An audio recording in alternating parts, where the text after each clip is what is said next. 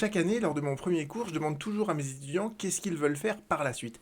Et la majorité d'entre eux aspirent à devenir travailleurs indépendants. Il n'y en a qu'une minorité qui veut devenir salarié. Et c'est vraiment un changement de paradigme très important parce que toutes les générations avant eux avaient plutôt comme modèle le salariat avec les congés payés, les 35 heures. Alors que dorénavant, y a ce changement très net vers le travail indépendant, le fait d'être son propre employeur, d'être son propre chef, d'avoir cette liberté. Et ce qui est regrettable, c'est que en droit de la sécurité sociale, en fait, les travailleurs indépendants, c'est un peu l'angle mort de toutes les politiques sociales depuis plusieurs décennies. Et s'il faut bien reconnaître une chose, c'est que Emmanuel Macron et Xavier Le Maire sont les premiers à vraiment avoir essayé de poser en fait cette problématique des travailleurs indépendants et d'essayer de la résoudre. Et je vous mentionnerai le lien vers ce dossier de presse, le plan des indépendants qui date du précédent quinquennat, mais finalement, cette réforme, enfin cette mesure d'allègement des cotisations sociales sur les travailleurs indépendants à faible revenu, elle était déjà évoquée ici.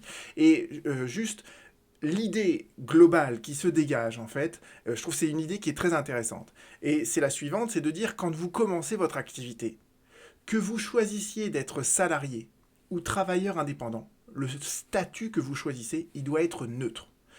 Et c'est pas au début de votre activité, c'est aussi tout au long de votre vie active. Vous pouvez très bien être salarié à un moment donné et ensuite devenir travailleur indépendant pour redevenir salarié ensuite. Donc vous voyez bien qu'il faut que ce soit le plus indolore possible de passer de l'un à l'autre. Et il faut surtout que un travailleur indépendant et un salarié, ils aient les mêmes droits et les mêmes obligations. Les mêmes droits, ça veut dire qu'ils ont, par exemple, tous les deux accès à l'assurance maladie, et les mêmes obligations, c'est-à-dire qu'ils cotisent tous les deux à des montants sensiblement les mêmes pour pouvoir bénéficier de l'assurance maladie. Et jusqu'à présent, ça, c'était pas le cas. D'accord, il y a une disparité de traitement entre le travailleur indépendant et le salarié. Et c'est ça que la loi sur le pouvoir d'achat essaye de gommer et que je vais reprendre avec vous. Cette idée d'ailleurs que les statuts doivent être transparents l'un vis-à-vis de l'autre, je l'avais déjà évoqué dans une précédente vidéo sur l'allocation des travailleurs indépendants. L'allocation des travailleurs indépendants, c'est l'idée de dire que quand on est travailleur indépendant, on peut toucher, on peut bénéficier de ce qui ressemble un peu à l'assurance chômage pour les salariés. Vous voyez, ça, je vous avais dit à l'époque, je trouvais que c'était une avancée majeure, tout comme, donc là vous voyez que dans cette vidéo-là, cette précédente vidéo, je vous ai dit qu'on essayait de faire les mêmes droits pour les travailleurs indépendants que pour les salariés, et bien là, maintenant, aujourd'hui, dans cette vidéo, je vais vous expliquer pourquoi cette mesure de réduction des charges sociales sur les travailleurs indépendants, c'est de dire qu'ils ont les mêmes obligations. Et ça me permet de répondre d'ailleurs à deux questions qui m'ont été posées hier. Inès me demandait est-ce que cette mesure de réduction des charges sociales, c'est en conformité avec l'ubérisation de la société. Alors si l'ubérisation de la société, c'est que y a une paupérisation des travailleurs indépendants qui ont des revenus de plus en plus faibles, effectivement, ça participe de cette idée.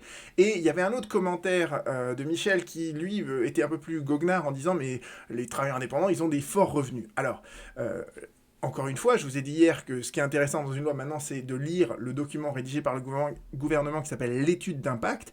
Et l'étude d'impact cerne bien que, eh bien, en fait, les travailleurs indépendants, c'est des réalités très disparates. Vous avez à la fois le médecin, le dentiste qui ont des revenus de l'ordre de 10 000 euros par mois, et à côté de ça, vous avez des coiffeurs dont l'ordre de revenus est à peu près de 1 400 euros par mois. Et donc vous voyez que c'est une loi qui va avoir un impact énorme puisque ça concerne quand même plus de 2,5 millions de travailleurs indépendants auxquels il faut rajouter aussi les micro-entrepreneurs. Et si vous regardez en fait globalement cette population, vous avez un revenu moyen qui est de l'ordre de 2 580 euros. Mais, comme je vous l'ai dit, c'est une réalité très disparate, ce qui fait qu'il y a quand même un quart de ces personnes-là qui sont dans les professions indépendantes non agricoles, d'accord, qui sont sur des niveaux de rémunération très faibles, et vous en avez un tiers chez les travailleurs indépendants agricoles. Et il n'y a pas besoin de croire le gouvernement pour ça. Vous pouvez regarder par exemple l'Observatoire des inégalités, je vous mentionnerai le lien dessus, qui vous dit bien que effectivement le revenu moyen mensuel d'un coiffeur, c'est 2 400 euros. Et il y a une analyse assez précise par type de profession que vous retrouvez d'ailleurs sur l'INSEE. D'accord ? Et pour rappel, le SMIC, il est à l'heure actuelle en montant brut de 1 600 euros et de 1 300 euros net. Ce qui fait que vous voyez qu'un coiffeur qui est travailleur indépendant à 1 400 euros, eh ben, il est au niveau du SMIC.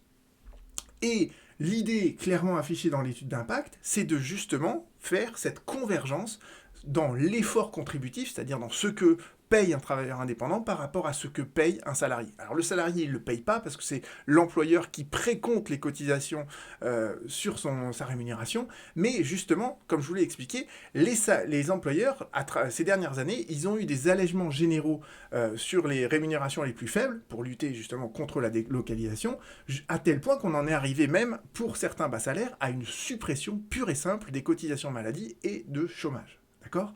Et l'idée, en fait, qui est avancée dans le projet de loi sur les travailleurs indépendants, c'est qu'on va aboutir à une dégression et voire même une suppression des cotisations maladie pour ceux dont les revenus sont inférieurs au SMIC. Et ça me permet de vous expliquer ça avec des schémas. Je vous avais dit qu'il y avait des schémas pour les réductions Fillon, les Aubry, Fillon, etc. J'en ai trouvé un, c'est peut-être pas forcément le plus joli en plus. C'est que mais ça vous explique bien en fait comment ça fonctionne, c'est que le taux de cotisation en fait il est de 30%, d'accord ? Mais quand on est à 1 SMIC, eh bien en fait avec les allègements on n'est plus qu'à 4%, et même je crois que ce schéma doit être un peu ancien, donc maintenant on est à 0%. Et au fur et à mesure que la rémunération augmente, 1,1 SMIC, 1,2, 1,3, eh bien le taux de cotisation augmente petit à petit. D'accord ? Pour arriver au taux normal, au taux à 100%, qui est en fait donc le taux donc, de 30 et quelques, qui doit un peu plus élevé maintenant. Donc le taux normal. Donc vous voyez, ça, c'est ça, les allègements de charges sociales, les allègements de cotisations sur les bas salaires, c'est cette courbe violette qui permet de rejoindre après le taux classique. Et ce qui est proposé dans la loi sur le pouvoir d'achat, c'est de dire en dessous d'un seuil qui est à peu près celui du SMIC, il y aura 0 cotisation, une exonération totale, et à partir du SMIC jusqu'à à peu près 2 SMIC, eh bien en fait il y aura ce rattrapage pour ensuite arriver aux taux qui sont classiques jusqu'au plafond de la sécurité sociale. Donc vous voyez que ça, c'est ce petit écart entre les deux courbes, eh bien c'est exactement la même chose que vous avez là, cet écart que vous avez entre les deux courbes. Donc en fait, quand on vous dit qu'on veut une convergence entre les efforts contributifs des travailleurs indépendants et des salariés, c'est exactement ça. Ça se voit visuellement par ces deux petites courbes-là. Alors, ce qui est problématique, c'est qu'on a cette mesure, en fait, comme vous exonérez de cotisations sociales certains travailleurs indépendants qui auparavant les payaient, bah vous allez creuser un déficit. D'accord ? Donc une mesure comme ça, elle creuse le déficit de la sécurité sociale de l'ordre de 320 millions d'euros, et si on inclut les auto-entrepreneurs, c'est 440 millions d'euros. Et là où c'est un peu problématique, c'est que il y a en fait, et ça me permet de vous expliquer une chose qu'on connaît bien en droit de la sécurité sociale, qui a été instaurée par la loi de 1994, et cette loi c'est ce qu'on appelle la loi Veil en droit de la sécurité sociale. Donc Simone Veil, c'était pas simplement l'IVG, elle a aussi fait en droit de la sécurité sociale un article qui est très important, qui vous dit que on ne peut jamais faire une mesure de réduction ou d'exonération de cotisation de sécurité sociale sans que ça donne lieu à une compensation intégrale. C'est-à-dire que si vous exonérez certains du paiement des cotisations sociales, vous devez trouver des recettes par ailleurs qui compensent intégralement ça. On ne peut pas créer une mesure qui creuse le déficit de la sécurité sociale. Et dans l'étude d'impact, la seule chose qui est mentionnée là, c'est cette mesure, elle va nous coûter 440 millions d'euros, mais ça sera compensé par l'affectation d'une fraction de la TVA correspondant à la perte de rendement en loi de finances. Alors, c'est complètement cryptique ce genre de choses, donc voilà. La justification, vous voyez que l'étude d'impact essaye bien de dire on ne va pas enfreindre cette règle de la compensation intégrale, mais bon, là, ce qui est avancé un peu foireux à mon sens. Et autre petit problème, c'est que vous avez aussi un article dans le code de la Sécu, l'article qui est une loi organique 111-3, qui vous dit que seules les lois de financement de la sécurité sociale, donc les lois qui sont débattues en fin d'année, peuvent créer ou modifier des mesures de réduction ou d'exonération de cotisations qui ne sont pas compensées au régime de base obligatoire. Et c'est un peu exactement ce qui est en train de se produire.